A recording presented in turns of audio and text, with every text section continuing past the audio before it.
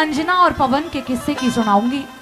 प्रेमी श्रोताओं, मौका और हवाला उस समय से होगा कि जब वो पवन भूप उस अंजना को दुहाग दे देते हैं और अंजना को छोड़ करके चले जाते हैं। 12 साल के बाद में पवन भूप को एक पेड़ के ऊपर चकवा और चकवी आपस में बातें कर रहे थे कि देखिए, ये वही पवन भूप है जिसने अपनी पत्नी को 12 साल से दुहाग दे रखा है। आज हम दोनों एक दूसरे के बिना एक रात नहीं रह पा रहे हैं और ये पवन भूप आज इसको 12 साल हो गए। आपस में वो चकवा और चकवी कैसे बातें कर रहे थे, बाकी हवाला सुनेंगे इस रागनी के माध्यम से। क्या कह रहे थे? हेर आधी रात परिंदे बोले,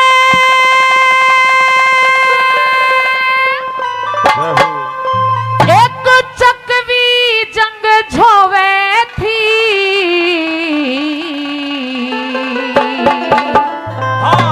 हेर पहरे ऊपर पवन जागता, बहुत बड़ी सोवे थी। पहरे ऊपर पवन जागता, बहुत बड़ी सोवे थी। हेर आधी रात परिंदे बोले, चकवी जंग झोवे थी।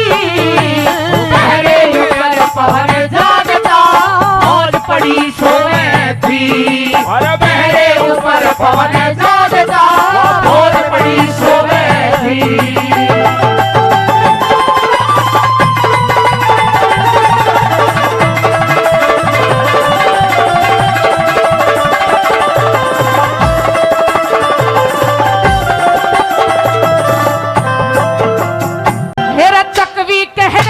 चकवे से, चकवी कहने लगी चकवे से, प्रेम जाल में फंसे के ओम नाम ने भूल गए सब, घरवा से मत हंसे के। कर्म की चर्चा करनी चाहिए, तले राम ते बसे के। कुछ कहो बात तिरिया की जात, जू रात कटे हंस हंसे के। मीठे बोल सुरीले बोले, मीठे बोल सुरीले बोले, चकवे में मोह थी। पहरे ऊपर पवन जागता, बहुत बड़ी सोवे थी।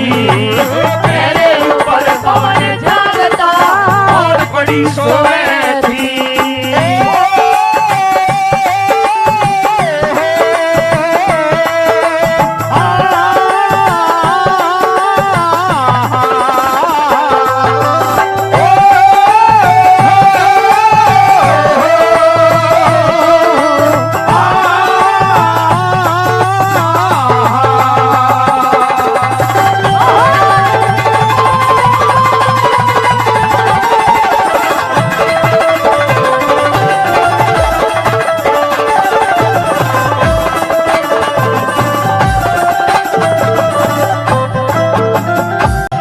सही साँझ का कह रहा सू में, सही साँझ का कह रहा सू यो, आली रात शिखरे में चकवी आँख लागती कोन्या, पैरन तेरा फिकरे में।